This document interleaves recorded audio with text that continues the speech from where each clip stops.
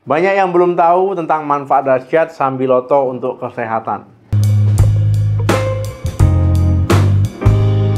Assalamualaikum warahmatullahi wabarakatuh. Halo teman sehat, jumpa lagi dengan saya Dr. Sadam Ismail.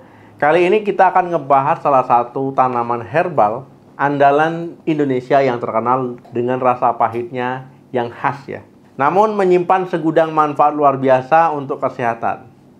Sambiloto. Nah, di video kali ini kita akan mengupas tuntas semua yang perlu diketahui tentang Sambiloto, mulai dari kandungan nutrisinya, senyawa aktifnya, manfaat kesehatan yang telah terbukti secara ilmiah ya maupun tradisional, kemudian cara mengolahnya gimana untuk mengkonsumsinya dengan benar hingga potensi efek sampingnya.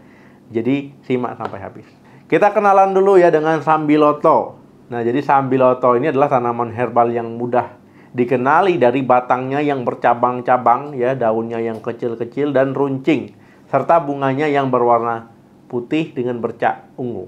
Nah, tanaman ini telah lama digunakan dalam berbagai pengobatan tradisional, kemudian rasa pahitnya yang kuat menjadi ciri khas sekaligus indikasi kandungan senyawa aktif di dalamnya.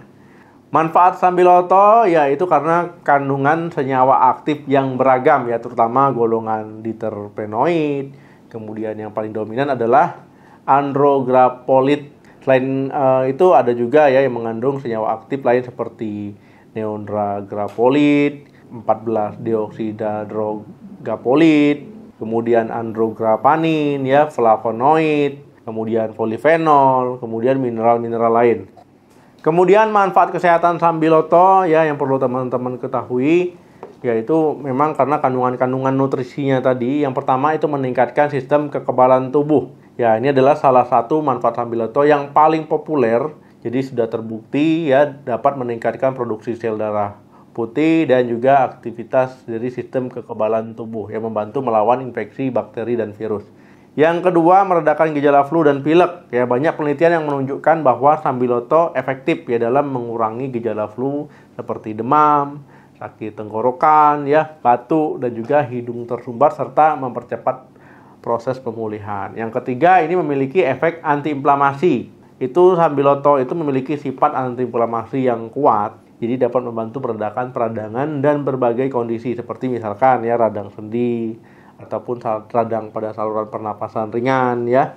Yang keempat, itu menurunkan kadar gula darah. Nah, berbagai penelitian yaitu menunjukkan kalau Sambiloto ini membantu meningkatkan sensitivitas insulin dan menurunkan kadar gula darah. Ya, tapi masih diperlukan penelitian lebih lanjut ya untuk mengkonfirmasi efek ini. Yang kelima, melindungi hati ya ataupun hepatoprotektif. Nah, beberapa studi teman-teman menunjukkan bahwa Sambiloto ini memiliki potensi untuk melindungi hati dari kerusakan akibat racun dan stres oksidatif. Nah, jadi teman-teman ya ini bisa melindungi fungsi hati ataupun menjaga fungsi hati serta meningkatkan fungsi hati. Yang keenam, memiliki efek antibakteri dan juga antivirus. Sambiloto ini menunjukkan bahwa dia memiliki sifat antibakteri ya, antivirus ya dari berbagai jenis bakteri ataupun virus.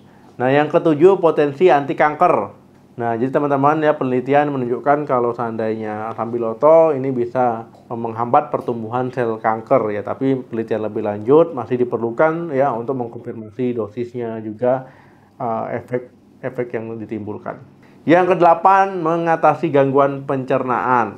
Nah, secara tradisional ya Sambiloto ini digunakan untuk mengatasi masalah pencernaan seperti perut kembung, ya, diare ya, karena memang kandungannya tadi ya ada antibakteri, antivirus ya, kemudian juga anti radang. Nah, jadi bisa teman-teman kalau seandainya mengalami masalah pencernaan itu mengkonsumsi Sambiloto. Nah, gimana cara mengolahnya ataupun mengkonsumsinya dengan benar ya supaya teman-teman bisa mendapatkan manfaatnya. Nah, itu bisa dibikin teh Sambiloto ya. Ini cara yang paling umum yang bisa teman-teman gunakan ya. Jadi pakai daun Sambilotonya dikeringkan ya ataupun pakai yang segar juga bisa. Ya, seduh 1 sendok teh daun Sambiloto ya kering atau beberapa lembar ya, itu dicampur di cangkir air panas 5-10 menit, kemudian ya bisa disaring ya. Nah, minum selagi hangat. Nah, kalau teman-teman misalkan terasa pahit, itu bisa ditambahkan madu misalkan ya ataupun lemon ya, jadi rasa pahitnya itu bisa berkurang. Nah, biasanya diminum ya 1-2 cangkir per hari. Yang kedua, rebusan Sambiloto. Jadi teman-teman bisa merebus beberapa batang ataupun daun sambiloto dengan air ya sampai mendidih, kemudian nanti disaring ya, disaring baru diminum air rebusannya. Yang ketiga, kapsul ataupun ekstrak sambiloto. Jadi ada ya yang dijual, jadi tertera di situ anjurannya berapa diminum ya, gimana cara mengkonsumsinya ada juga. Jadi teman-teman bisa minum ataupun mengkonsumsi ekstra dari sambiloto, tapi biasanya direkomendasikan itu 30-60 mg per hari ya, dibagi dalam beberapa dosis. Yang keempat, ekstrak cair dari sambiloto. Ekstrak dari cair sambiloto ini jadi teteskan beberapa tetes di bawah lidah ataupun bisa dicampurkan dengan air. Jadi ikuti saja petunjuk penggunaannya, dosis penggunaannya, cara penggunaannya.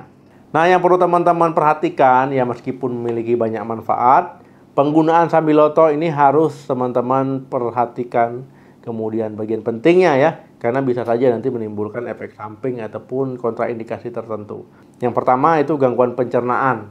Nah, beberapa orang mungkin mengalami gangguan pencernaan seperti diare, ya itu misalkan teman-teman mengkonsumsinya dalam dosis yang tinggi. Yang kedua, reaksi alergi. Nah, meskipun jarang, reaksi alergi seperti ruam kulit, gatal-gatal ya dapat terjadi teman-teman. Jadi kalau seandainya muncul seperti itu, segera hentikan. Yang ketiga, interaksi obat. Sambiloto ini bereaksi dengan beberapa jenis obat, terutama obat pengencer darah ya, atau obat penurun tekanan darah. Jadi perlu dikonsultasikan dengan dokternya kalau mengkonsumsi obat-obatan itu. Yang keempat, itu ibu hamil dan menyusui. Nah, sebaiknya ibu hamil dan ibu menyusui ya itu tidak dianjurkan untuk mengkonsumsi sambiloto karena takut nanti efek samping yang timbul ya. Yang kelima, penyakit autoimun. Beberapa penelitian awal menunjukkan bahwa sambiloto dapat meningkatkan aktivitas sistem kekebalan tubuh. Nah, makanya penderita penyakit autoimun sebaiknya berkonsultasi ke dokter ya sebelum mengkonsumsinya. Kesimpulannya, sambiloto adalah tanaman herbal Indonesia yang kaya akan senyawa aktif dan memiliki berbagai manfaat kesehatan. Kemampuannya dalam meningkatkan sistem kekebalan tubuh, meredakan gejala flu, dan memiliki efek antiinflamasi, antibakteri, antivirus menjadikan pilihan menarik ya untuk menjaga kesehatan. Tapi ingat, penting mengkonsumsinya dengan bijak, perhatikan dosis, waspadai potensi efek samping yang mungkin muncul ya, serta kontraindikasinya. Nah, gimana pengalaman teman-teman? Ada yang pernah konsumsi sambiloto? Mungkin ada resep lain? Silakan tulis di kolom komentar. Semoga video ini bermanfaat. Jangan lupa di like, di share, di subscribe channel ini untuk informasi kesehatan penting lainnya. Terima kasih yang sudah nonton sampai habis. Jaga kesehatan selalu. Salam sehat. Sampai jumpa.